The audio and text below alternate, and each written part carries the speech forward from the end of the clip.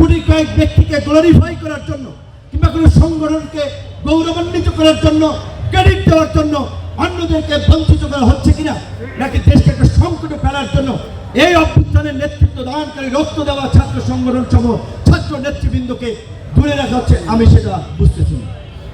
একই সাথে ছাত্র নেতৃবৃন্দ যেহেতু আছেন, সেজন্যই বলা, জাতীয় পর্যায় থেকে আমি যে গত পরশুদিন যে জাতীয় সংলাপে প্রধান উপদেষ্টা সহ রাজনৈতিক দলের নেতৃবৃন্দ উপস্থিত ভাষণ দিয়েছি মাত্র 3.5 মিনিটের, আপনারা ইউটিউবে ইতিমধ্যে পেয়েছেন।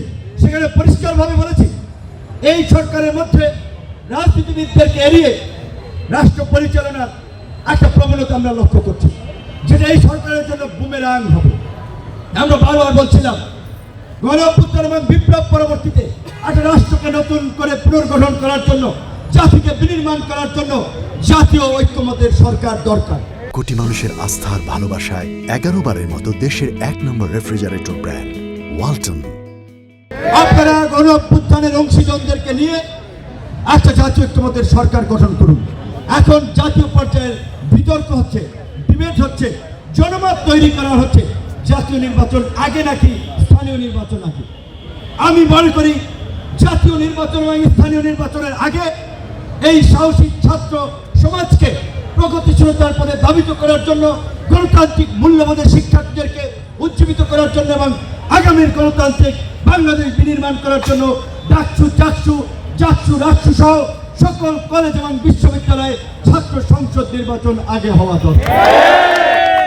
আর যদি বলেন জাতীয় সংসদ এবং স্থানীয় নির্বাচনের মধ্যে, তাহলে আমি মনে করি এবং আমাদের দলও মনে করে, বর্তমানে দেশের যে আইন শৃঙ্খলা পরিস্থিতির ভঙ্গুর অবস্থা, প্রশাসনের যে মন্থর গতি, জাতিবাদের দোষকদের যে এখনো প্রশাসনের নিয়ন্ত্রণ, এই অবস্থায় যদি জাতীয় নির্বাচন হয়, সঠিকভাবে জাতীয় নির্বাচন হবে কিনা আমাদের সন্দেহ আছে, এবং এই নির্বাচন আন্তর্জাতিকভাবে কতটুকু গ্রহণযোগ্য হবে কিনা সেটি নিয়ে আমাদের সংশয় রয়েছে।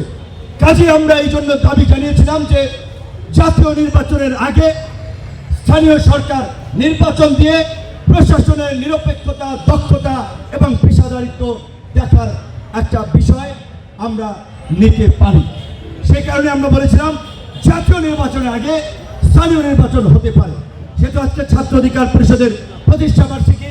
সর্বশেষ সারা দেশের ছাত্র সমাজকে আমি বলবো, এই আন্দোলন ছাত্র অধিকার পরিষদ, ছাত্রদল, শিবির, বৈষম্য বিরোধী কোন একক সংগঠন কিংবা গুটি কয়েক ব্যক্তির প্ল্যান পরিকল্পনায় স্যাক্রিফাইস হয় নাই।